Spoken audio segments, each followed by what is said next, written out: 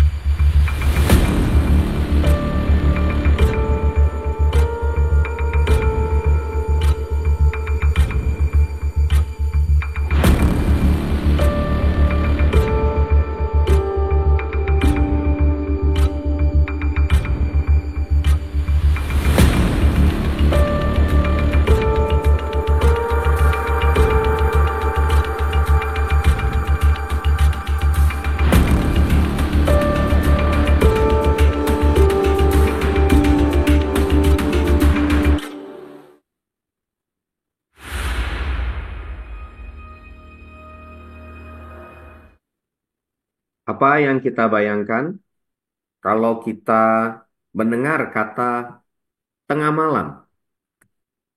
Ya, silakan bisa langsung ke temanya. Ya, jadi kalau kita mendapatkan kata menjelang tengah malam, mungkin kata mencekam, menakutkan, atau hal-hal yang mengerikan.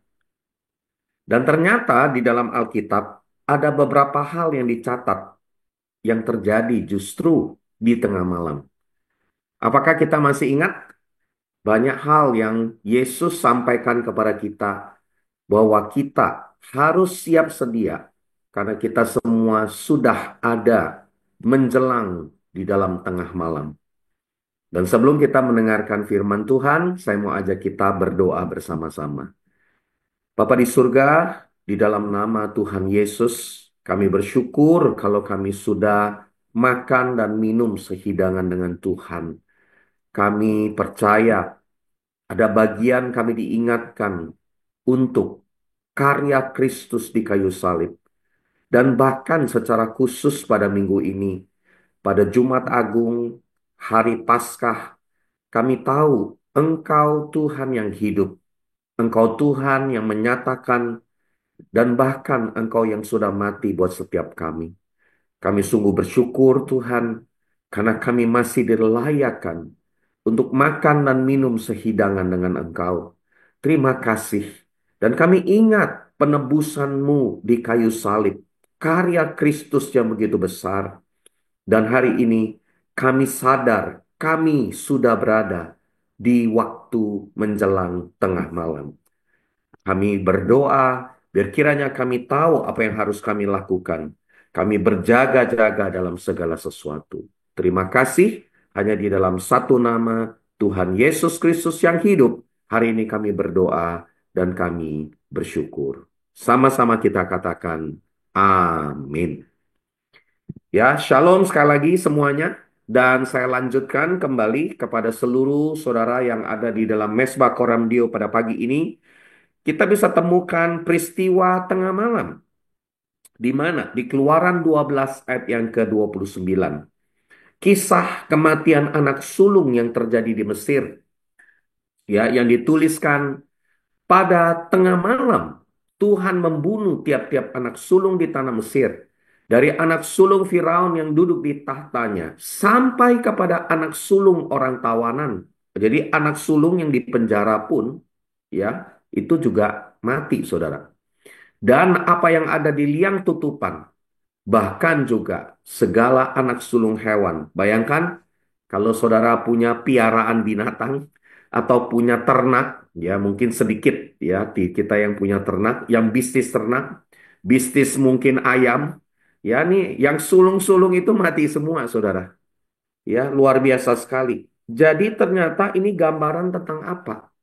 Bahwa di dalam tengah malam ada gambaran keselamatan yang diberikan oleh Tuhan, yaitu apa?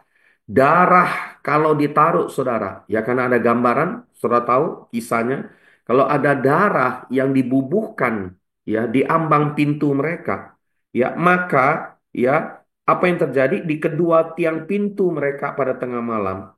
ya, maka anak sulung mereka nggak akan mati. Ini sebenarnya gambaran tentang apa? Keselamatan pada akhir zaman ada batas waktunya. Amin. Keselamatan itu ada batas waktunya. Makanya kita semua harus berjaga-jaga. Ya, harus siap sedia. Dan Yesus sudah datang 2000 tahun yang lalu. 2000 tahun yang lalu dia sudah datang. Maka Yesus juga berkata bahwa dia akan datang yang kedua kali. Yesus datang yang pertama kali kapan saudara? Sebagai seorang bayi. Tapi nanti dia datang yang kedua kali. Dia akan datang sebagai hakim yang adil. Maka apa yang dikatakan, ya, kalau saudara temukan di perjanjian baru, tengah malam, ya ini saya hanya ambil beberapa contoh saja. Ada banyak peristiwa di tengah malam. Matius 25 ayat yang ke-6 berkata demikian. Waktu tengah malam, terdengarlah suara orang berseru, mempelai datang, songsonglah dia. Saudara, ini bicara tentang kita adalah mempelai Kristus. Kita adalah mempelai wanita. Kristus adalah mempelai laki-laki. Dia segera datang. Dan dia akan datang di tengah malam. Tengah malam menunjukkan apa? Menunjukkan waktu yang mendekati akhir dari akhir zaman. Dan kita sebagai gereja Tuhan, kita harus selalu bersiap-siap. Karena jika kita tidak siap, kita akan terlewat. Siap atau tidak, suatu hari Yesus akan datang kedua kalinya. Dan ini adalah hal yang pasti. Dan coba perhatikan, di dalam perjanjian baru, setiap 25 ayat, 25 ayat di dalam perjanjian baru selalu merujuk pernyataan kedatangan Yesus yang kedua kali. Bisa mengerti? Ini sama seperti kita sedang melakukan perjalanan dari rumah kita ke sebuah lokasi. Mungkin perjalanannya 200 kilometer, 100 kilometer. Artinya setiap 25 kilometer kita akan melihat rambu kedatangannya. Yesus segera datang. Jadi kesimpulannya apa? Di perjanjian baru mengingatkan kita semua. Setiap 25 jam, setiap 25 hari, setiap 25 kilometer ada pernyataan Yesus segera datang. Wow, jadi begitu penting. Nah, hari ini apa yang harus kita lakukan di waktu yang singkat dan mendesak ini?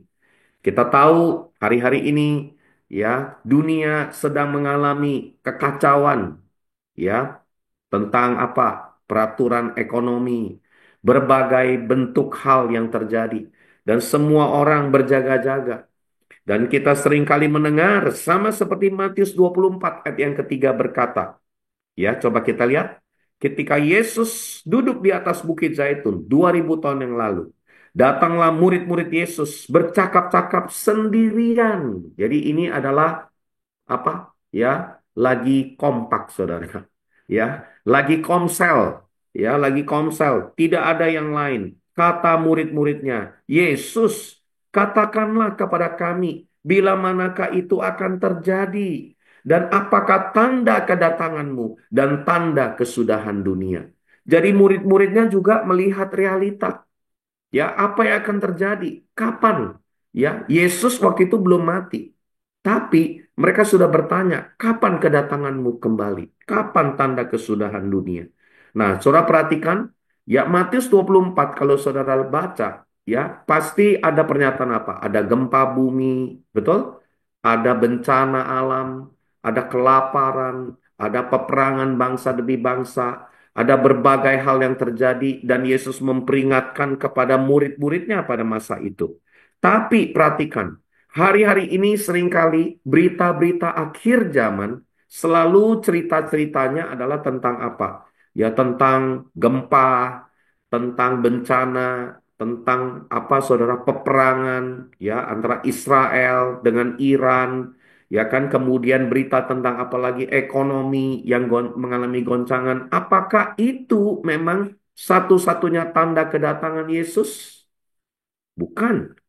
Ya, memang itu menjadi sebuah gambaran kita harus berjaga-jaga. Karena makin dari akhir zaman, secupak gandum sedinar harganya. Ya, jadi makin lama ekonomi itu makin tidak menentu, saudara. Ya, pasarannya, harganya berubah-berubah. Ya, tapi Yesus menjawab ada tiga hal penting. Ya, perhatikan tiga hal penting yang kita harus waspadai. Justru kita sebagai gereja Tuhan harus siap dengan tiga prinsip ini. Yesus memperingatkan, ayat 3 itu tadi pertanyaan mereka, betul? Tapi ayat 4 justru Yesus memberi gambaran jawaban yang pertama. Jawab Yesus kepada mereka, waspadalah. Bukan terhadap gempa, bukan terhadap perang, bukan terhadap krisis ekonomi, tapi waspadalah supaya jangan ada orang yang menyesatkan kamu. Sebab banyak orang akan datang memakai namaku dan berkata, Akulah Mesias, dan mereka akan menyesatkan banyak orang. Dan ini diteguhkan di dalam Matius 24 ayat yang ke-11. Coba kita lihat, banyak nabi palsu akan muncul dan menyesatkan banyak orang.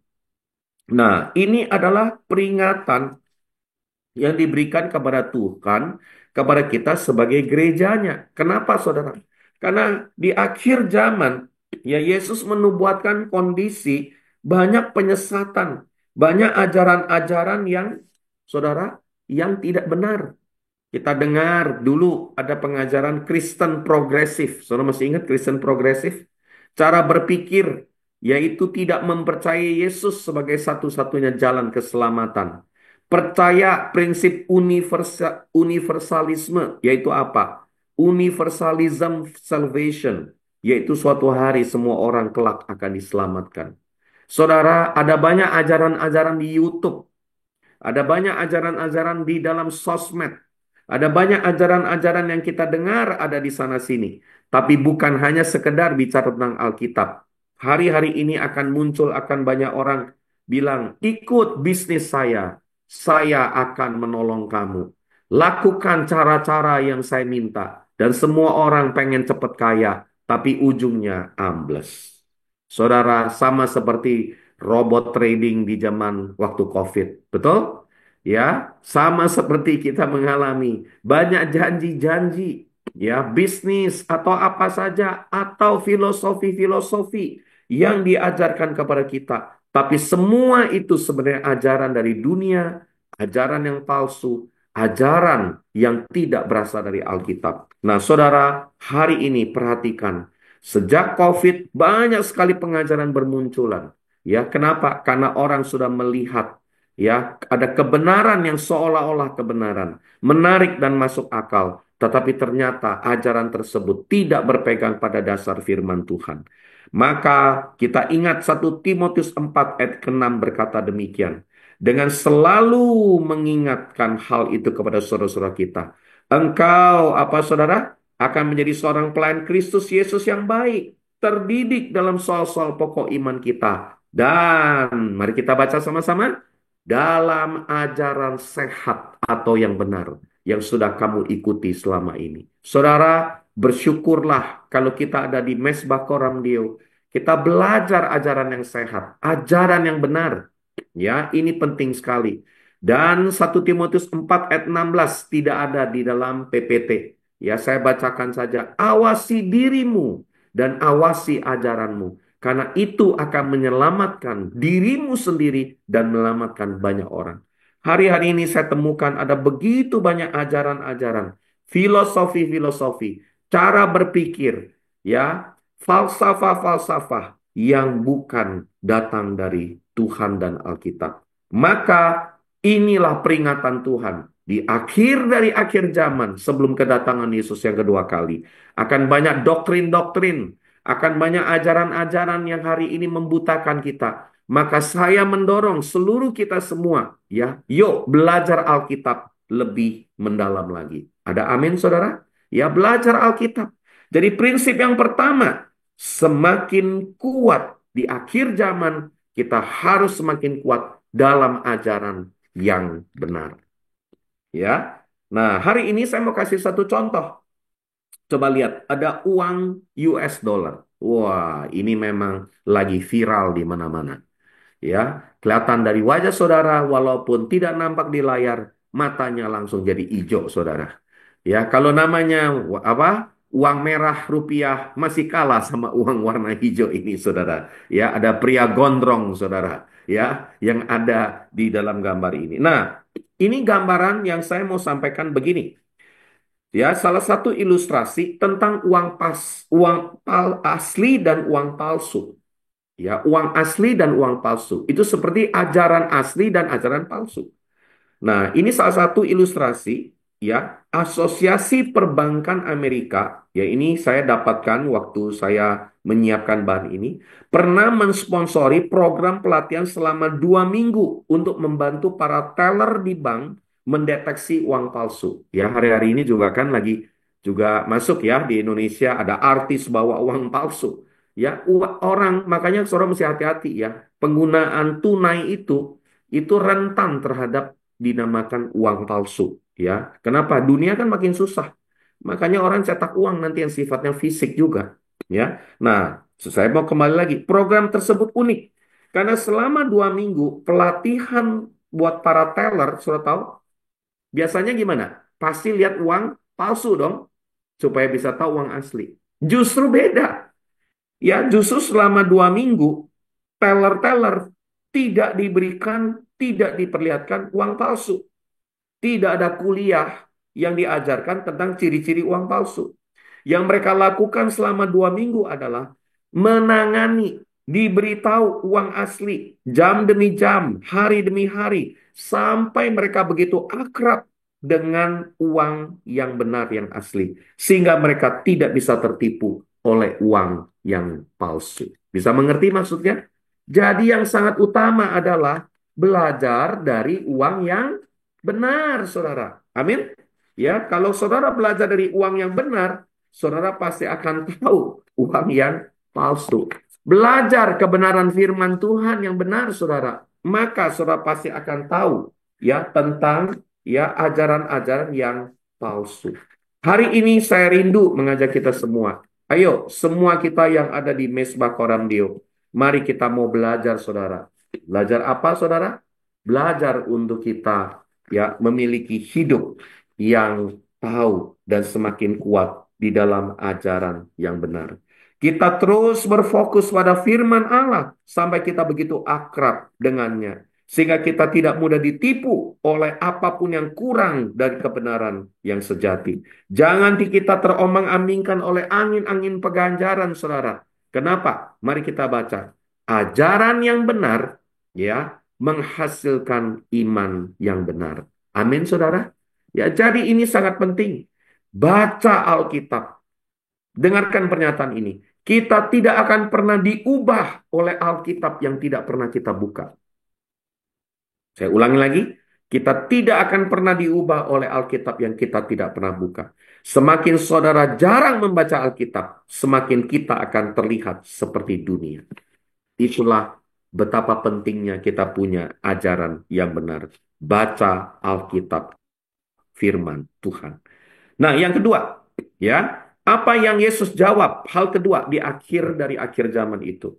Matius 24 ayat yang keberapa, saudara? Ayat yang ke-9 dan 10. Nah, ini jawaban Yesus yang kedua. Pada waktu itu kamu akan diserahkan supaya disiksa. Kamu akan dibunuh dan dibenci semua bangsa oleh karena nama Yesus. Nah, tapi perhatikan ayat 10.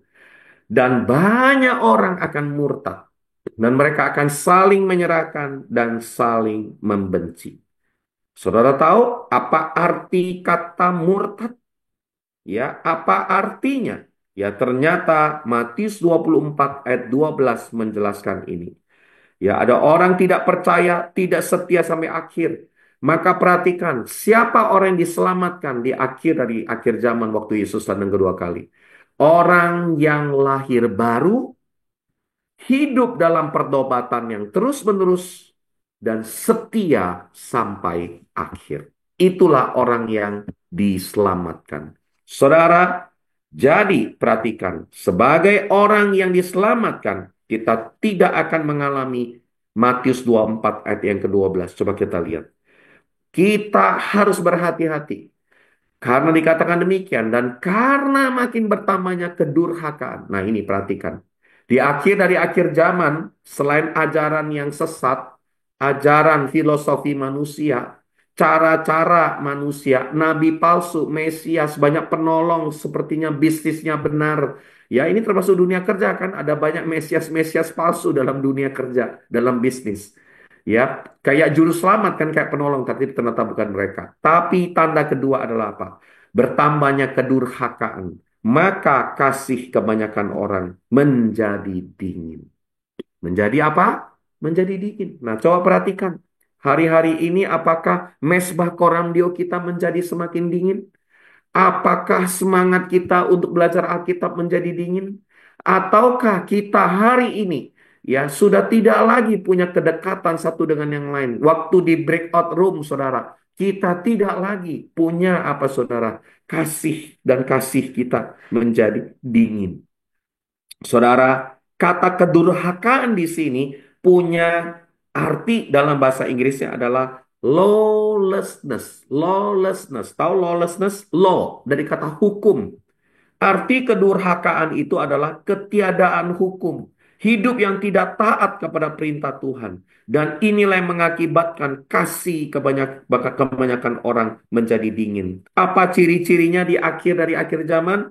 Kita baca 2 Timotius 3 ayat 2 sampai 5. Yuk kita baca sama-sama. Manusia akan cinta diri sendiri.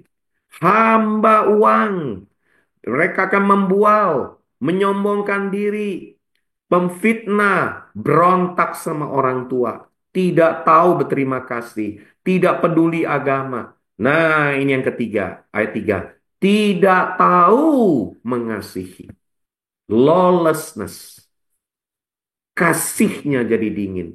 Tidak mau berdamai, saudara. Ya, saudara suka menjelekkan orang, tidak dapat mengangkat diri, garang, tidak suka yang baik. Ya, saya nggak lanjutkan lagi. Ya, ada ayat keempat. Ya, suka mengkhianat, tidak berpikir panjang, berlagak tahu, lebih menuruti hawa nafsu daripada menuruti Allah. Secara lahiriah mereka menjalankan ibadah mereka. Tapi pada hakikatnya mereka memungkiri kekuatannya. Apa yang dikatakan? Yuk kita baca. Jauhilah orang seperti itu.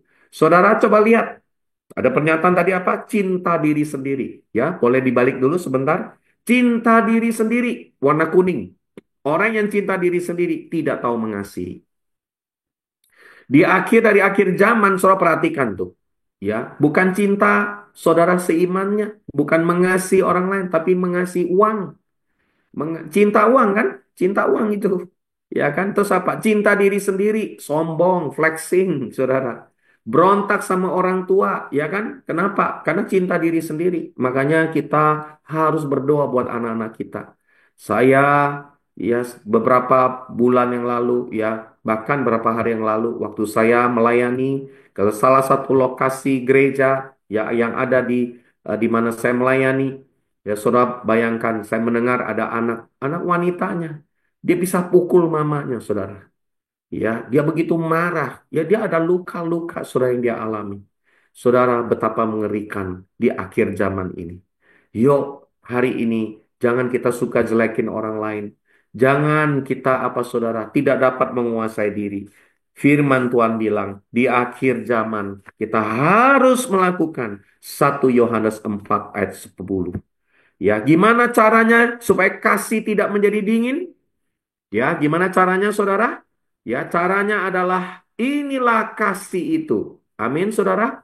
Bukan kita yang sudah mengasihi Allah, tapi Allah yang lebih dulu mengasihi kita dan telah mengutus anaknya sebagai pendamaian bagi dosa-dosa kita. Wow, jadi ternyata saudara, menurut ajaran ini, bukan kita yang sudah mengasihi Tuhan. Bersyukur lewat Jumat Agung, lewat Paskah nanti. Kita semua, kita tahu Tuhan yang sudah lebih dulu mengasihi kita. Apa tanda Tuhan mengasihi kita? Banyak kasih berkat, banyak kasih kesuksesan, banyak hal-hal material. Bukan. Ayat ini menunjukkan Tuhan sangat mengasihimu dengan dia memberikan apa? Anaknya sendiri. Inilah bukti kasih Tuhan. Yang melebihi dari segala sesuatu. Saudara, Maka kalau kita sudah terima kasih dari Tuhan, penuh dengan kasih Tuhan, pasti kita bisa mengasihi semua orang. Amin, saudara? Pasti. Makanya kenapa kita susah mengasihi orang lain? Karena kita belum terima kasih yang penuh. Maka kita harus terima kasih yang penuh. Nah, kalau kita sudah terima kasih yang penuh, kita pasti bisa mengasihi. Luber melimpah keluar. 1 Yohanes 3:16 berkata demikian. Demikianlah kita ketahui kasih Kristus.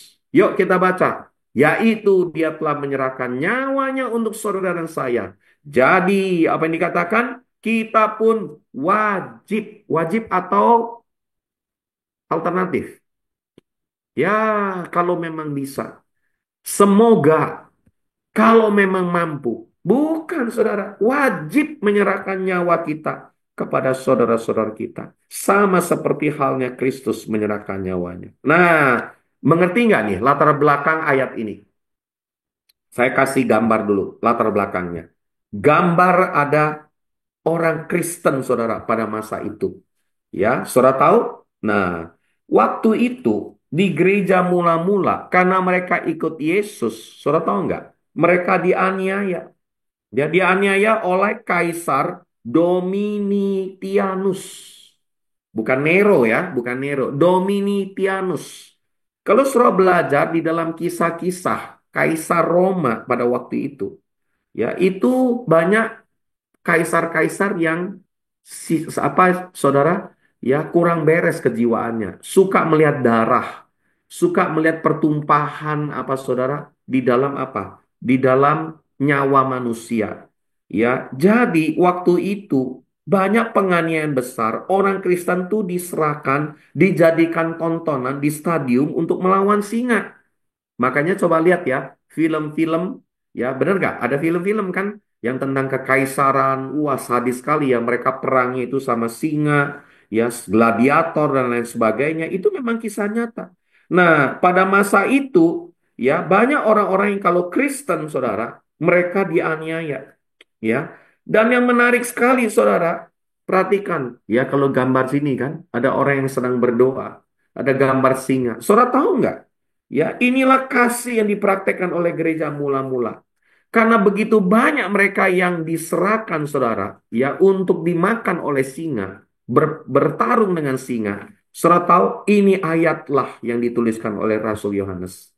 Wajib menyerahkan nyawa kita. Saudara tahu, yang terjadi begitu luar biasa. Orang-orang Kristen yang diumpankan ke singa, mereka berlomba-lomba bukan mendorong temannya untuk ke singa itu. Tapi sebaliknya mereka mempraktekkan kasih dengan berlomba-lomba memberikan diri mereka untuk dimakan singa. Memberikan diri mereka lebih dulu. Jadi mereka bilang, jangan kamu, saya yang lebih dulu. Saya yang harus berkorban. Dan mereka saling mengasihi. Dan mereka yang lebih dulu memberikan nyawa mereka. Sampai prajurit Romawi bilang, Tuhan orang Kristen ini benar. Karena mereka heran kok bisa ya sesama orang Kristen menyerahkan nyawanya kepada teman-temannya saat itu. Dahsyat gak saudara? Mereka jadi berlomba-lomba bukan dorong temannya dulu yang mati. Mereka berlomba-lomba yang kasih diri mereka lebih dulu. Ini maksud konteks ayat ini. Luar biasa. Nah, hari ini kita sudah nggak ada kan? Dalam bentuk seperti ini kan? Benar nggak? Sudah nggak mungkin. Nah, menyerahkan nyawa dalam konteks hari ini apa, saudara? Belajar untuk mematikan ego kita sama orang lain. Ada amin, saudara? Ya kan? Belajar mematikan ego. Mungkin saudara, kalau kita ya mematikan ego, ya kan, belajar menyerahkan nyawa kita, ego ya, nyawa itu udah bicara ego sekarang ini. Kepada orang yang baik sama kita, sama pasangan kita, ya suami, istri kita mungkin lebih mudah. Coba kita bayangkan kita ketemu sama orang yang bikin kita kesal. Bahkan termasuk juga, maaf, mungkin ada di mesbah Koramdeo. Aduh, saudara. Ya kan, mungkin ada di Komsel, mungkin ada di pelayanan, mungkin ada orang yang bikin hati kita sebel banget. Susah nggak mengasihi mereka? Hari ini, mari kita belajar untuk saling mengasihi. Yang setuju, berikan tanda, saudara, di chat kita. Kita mau semakin kuat di dalam mengasihi. Ada amin, saudara? Jadi ini tanda yang kedua. Di akhir zaman, saudara perhatikan. Yesus bukan bicara topik yang lain-lain, tapi dia justru mengajarkan kepada kita sebagai orang Kristen harus semakin kuat dalam mengasihi. Maka ini pesan Tuhan buat gereja Efesus, janganlah meninggalkan kasih yang mula-mula. Ada amin, saudara? Apa kasih yang mula-mula? Saling mengasihi satu dengan yang lain. Semangat. Mesbah Koramdio bukan hanya semangat lagi COVID, tapi semangat terus sampai hari ini untuk terus kita mau melayani Tuhan, mengasihi jiwa-jiwa. Ada amin, saudara? Hari ini saya percaya setiap kita semakin kuat di dalam mengasihi satu dengan yang lain. Ya, saudara, ada satu kuda yang paling menyebalkan di dunia ini. Saudara tahu kuda apa? Ya, binatang kuda. Oh, kirain binatang kuda. Ada namanya. Ku datang lagi, ku datang lagi. Ah, itu. Siapa ku datang lagi? Orang yang nyebelin kita. Orang yang ngomongin kita. Orang yang bergesekan dengan kita. Tapi kita harus mengasihi mereka. Jadi saya percaya begini loh. Ya nggak ada seorang pun yang sebenarnya, saudara, yang hidupnya, saudara, tidak di dalam rencana Tuhan. Maka kita berkewajiban. Yuk, wajib mengasihi, melayani mereka, mengasihi mereka. Tentunya kata mengasihi harus selalu ingat, ya. Mengasihi harus ada dalam kebenaran. Ya, ingat nih ya kalimat ini. Efesus 4 ayat 15 berkata, ya, hendaklah kita membangun hubungan, ya, di dalam kasih dengan kebenaran. Banyak orang Kristen mengasihi tapi tidak dalam kebenaran. Makanya hubungannya itu namanya hubungan sentimental. Pakai perasaan terus. Ya, makanya saudara seringkali orang Kristen hubungannya dalam, pakai saudara. Tapi lukanya juga pakai juga, dalam juga. Nah, itu. Ya kan? Kenapa? Karena mengasihinya itu dengan tuntutan akhirnya. Berharap, kalau enggak nanti kecewa. Kasihnya itu banyak pakai perasaan, bukan kebenaran. Tapi sebaliknya kalau bangun hubungan hanya pakai kebenaran, legalistik. Mesti begini ya, mesti begitu ya. Nggak salah sih hubungannya, tapi nggak ada perasaannya, nggak ada kasih yang benar-benar nyata. Makanya membangun hubungan, saudara, harus di dalam kasih dengan kebenaran. Jadi dua ini sangat utama. Dan itulah namanya kasih agape. Amin. Bukan kasih EGP. Emang gue pikirin. Ya kan? Kasih agape adalah kasih satu arah. Kasih Kristus. Hendaklah engkau saling mengasihi, supaya dunia tahu engkau adalah murid-murid Kristus. Yohanes 13 ayat 34 berkata demikian. Jadi kesimpulannya, saya mendorong kita semua semakin kuat dalam mengasihi di kompak-kompak komunitas sepakat kita. Di breakout room, saudara. Bukan hanya di online, di onsite kita ketemu juga. Karena kita mau saling mengasihi. Ingat loh, di akhir-akhir zaman, kasih menjadi dingin. Kasih nggak akan bisa dingin kalau kita selalu ketemu, selalu kita berkomunikasi, selalu kita saling, ya saudara, menguatkan satu dengan yang lain. Yang terakhir, ya saudara, ini yang dikatakan Matius 24 ayat 14. Nah ini, sebenarnya ini yang paling utama yang Yesus bilang, paling jelas. Dan Injil kerajaan ini akan diberitakan di seluruh dunia. Masih Matius 24 loh ya. Jadi ini yang Yesus bilang sebelum Yesus datang kedua kali. Menjadi kesaksian bagi semua bangsa. Ya kan? Sehingga barulah tiba kiamat itu.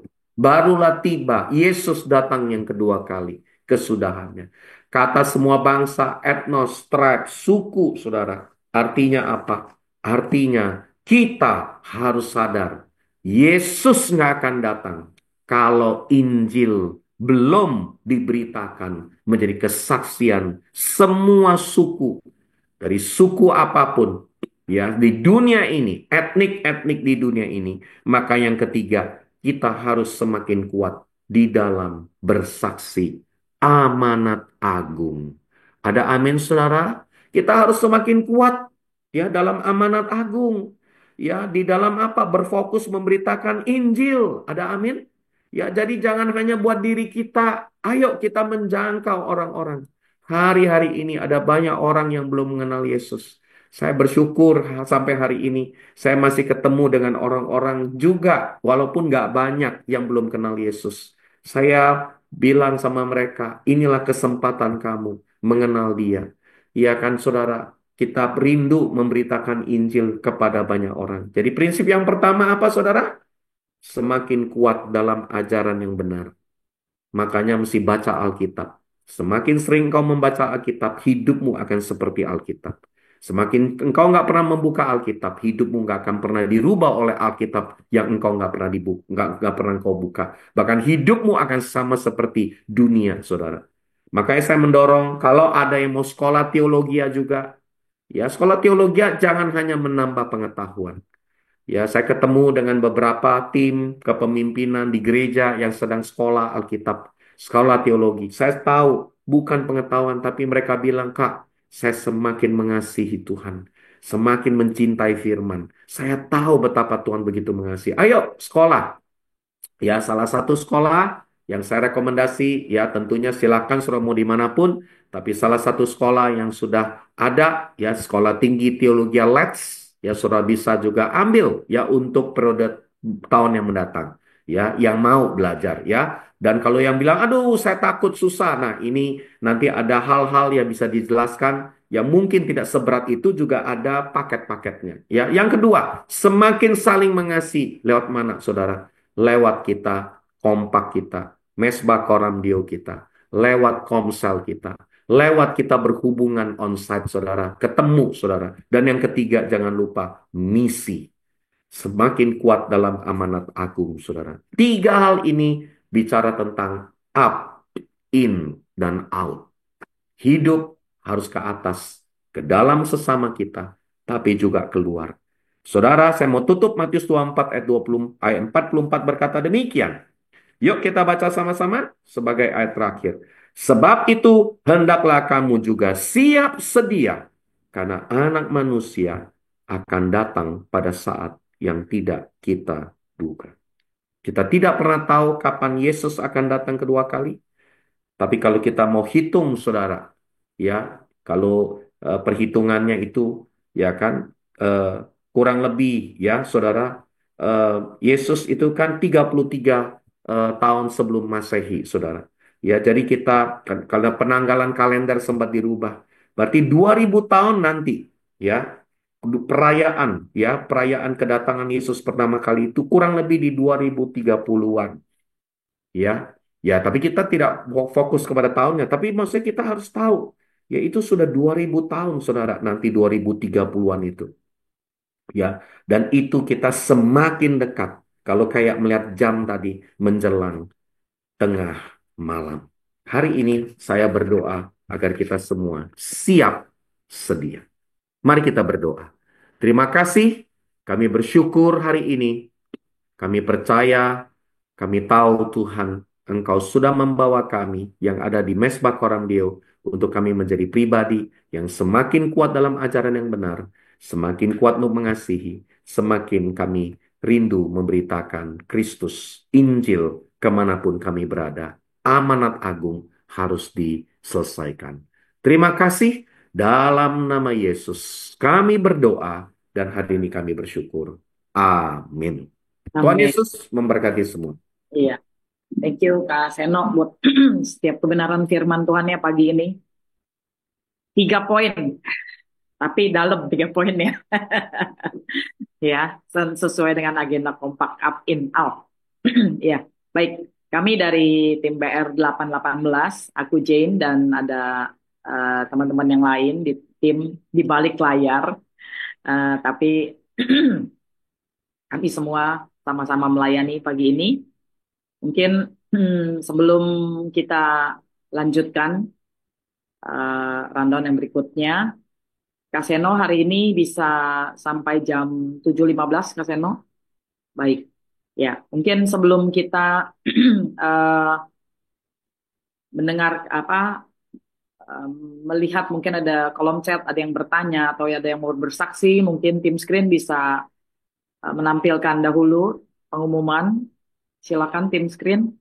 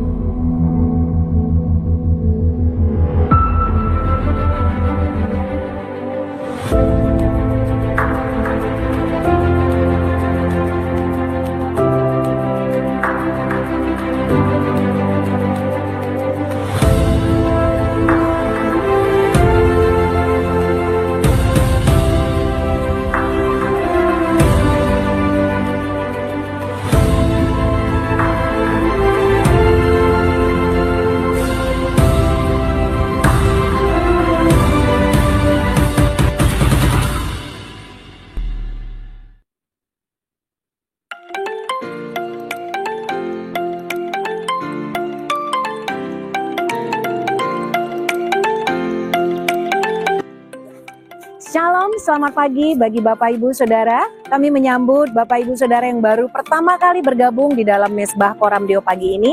Bagi Bapak Ibu yang baru pertama kali bergabung, silahkan mencantumkan nama lengkap dan juga nomor handphone di kolom chat. Dan bagi Bapak Ibu Saudara yang memiliki pergumulan, silahkan menuliskan di kolom chat beban doa yang mau kami doakan. Visi kita adalah satu kompak merintis satu komunitas kerajaan Allah dalam 1 tahun. Salam kompak. Bagi Bapak Ibu Saudara yang belum bergabung dalam kompak, silahkan screenshot slide berikut ini.